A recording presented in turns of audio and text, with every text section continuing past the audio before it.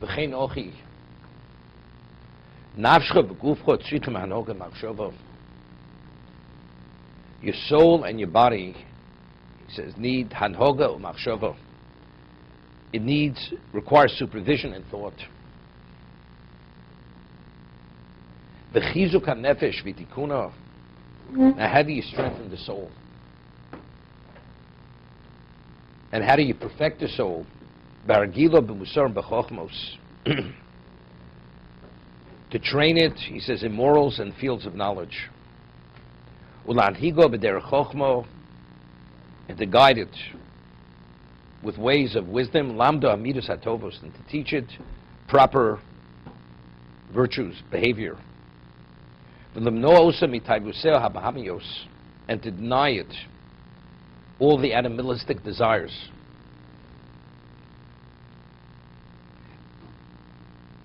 This is how you strengthen the soul. Again, to teach it musar chochmah, morals and wisdom, and to guide it based on those principles of chochmah, of wisdom.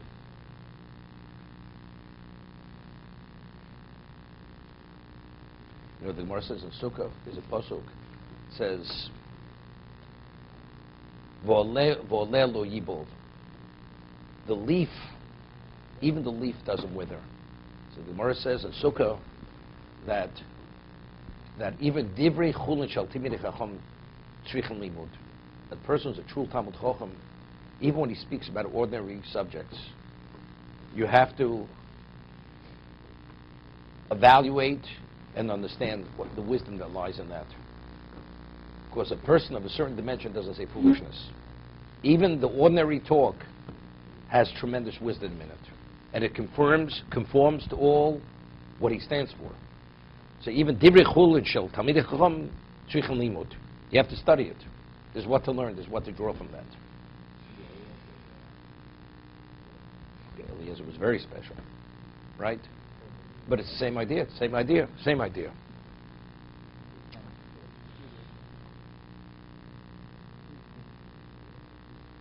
Eliezer Eved Avram. The story is repeated 3 times. This is what they learned, what to cull from that.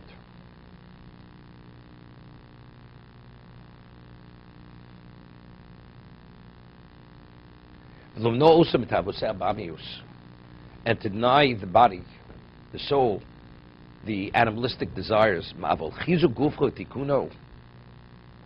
What is strengthening the body and perfecting the body? You should oversee it with quality food, good food, and what's pleasant to eat. And drink which conforms with his temperament.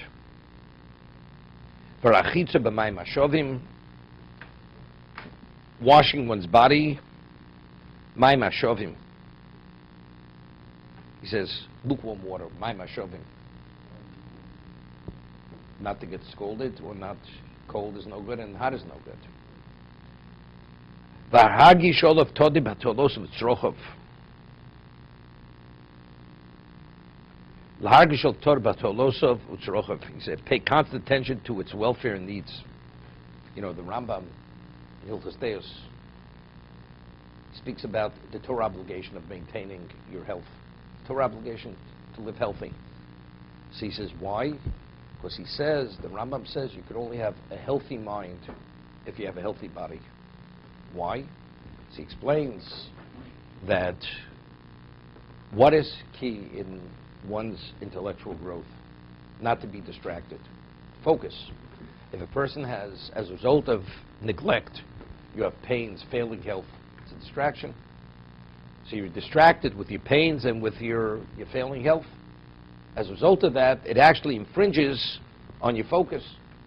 And since the essence of a human being is his accomplishment, your understanding of life and what's right and what's wrong, so as a result of this, you're undermining which is primary in a human being, which is his mind.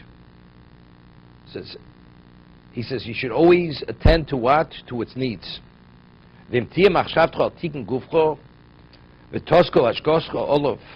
He says, what about a person only focused on the physical?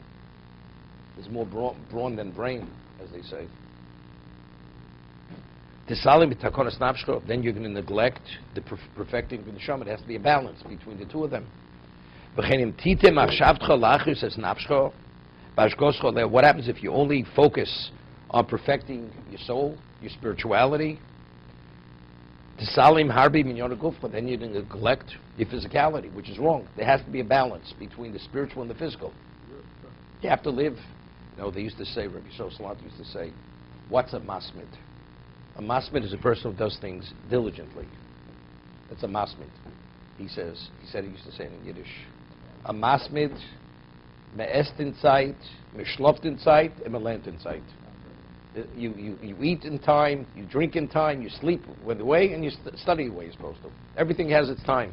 The Rav always tells us stories of these gedolim who eat a tiny bit or sleep. But it didn't infringe on the health. It didn't infringe on the health.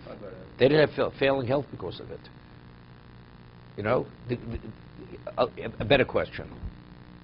Shlomo Melech says in Mishlei, "Tzadik ochel l'sov nafsho." A tzaddik eats to satisfy his soul. That's what he says. No, even the person says, I don't live to eat. I eat to live. Up to what point? A tzaddik only eats to the point only to sustain himself. There's no excess. Most people don't think there's excess. So why are you overweight? There's no excess. There's a famous story of Rabbi Kalatsky. Rabbi Kalatsky goes to the doctor, and the doctor says to him, he has to take off some weight, whatever. Comes back 6 weeks later, the doctor's like shocked. He feels Rabbi Yaakov, this is wasting weight. So he says to her, are you okay? He says, you told me to take off so much weight per week. So I listened to your instruction.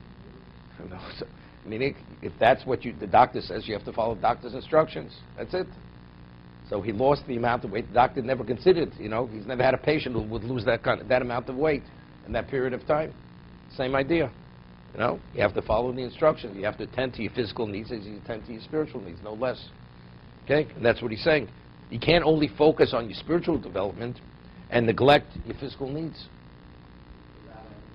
Many years ago, I used to say a share in a certain office. So a certain person came, not very often, maybe he came 3 times in all the years I said the share there. And a person usually is a bachelor. He has certain idiosyncrasies that you could tag him immediately. He's a bachelor. And then he must have been about 55, this person. And he says to me, the reason why he really admires people who go to Yeshiva University is what he says, because they're Rambam Jews. They're Rambam Jews. I said, what's a Rambam Jew? He says, a Rambam Jew is a Jew who, Torah Madam, Torah and science.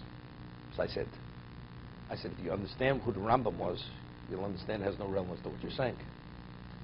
A person who studies 3 hours a day Talmud, and he invests 12 hours a day in his secular studies, that's a Rambam Jew.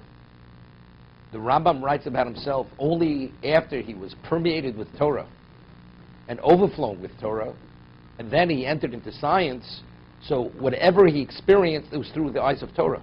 Even science was Torah. That's Torah Mada. But to study and you have some sprinklings of Torah, that's Torah Mada. It's not Torah Mada. Which means there's a balance. Torah Mada, whatever you want, you can't focus on one and, will pay some attention to something else. You have to have the balance. Without the balance, you go in one direction. You can't maintain both simultaneously.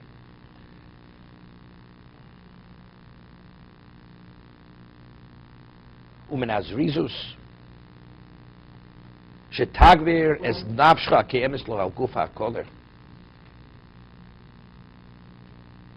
He says, usually, zrizus means alacrity, zeal.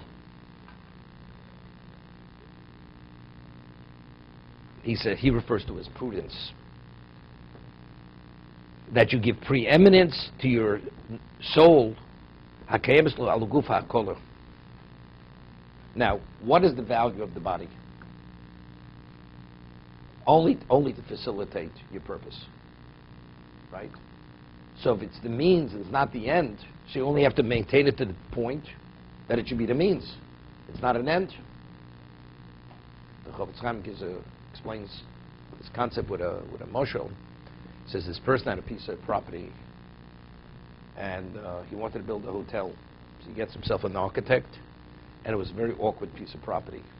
So the architect tells him that this hotel, because of the shape of the property, we can build a lobby, an entrance, a lobby, one of a kind.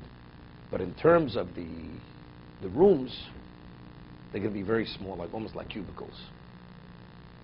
And also the hallways, the corridors can be wide. Okay? So in Europe, innkeepers, Jewish innkeepers, they would let the poor people sleep in the hallways, in the corridors of the hotels for a kopeck, for nothing. Really was chesed. But the income, the revenues of the hotel came from renting out the rooms. So after he built this very ornate hotel, a friend of his visits, walks into the lobby. He's amazed. Never seen a lobby like this in anywhere. And then he takes him a little further in, corridors, magnificent, spacious, airy. Takes him to the rooms. You nearly, you can't move. You could suffocate. You get claustrophobia in these rooms. So he says to him, "Are you out of your mind? You build a hotel to make money." He says, "What is this all about? The lobby is only the entrance location. What it's all about is the rooms in the back." He says, it says in Pirkei Avos that this world is a prosdor, right? This is only a corridor. The world is a corridor to what? To the great banquet hall. Some people, they have it backwards. They invest everything in the corridor, and they forget about where they're going. That's the Chofetz Chaim. So, of course, you have to maintain your body. You have to maintain your health. You have to live responsibly. But what should the focus be? What should the preeminence be given to? Of course, it's to the neshama. Because the body is, you're only giving attention to the body to be able to facilitate what it's meant to facilitate. So if you neglect it, it can't, it interferes. So that has to be the focus, to be continued.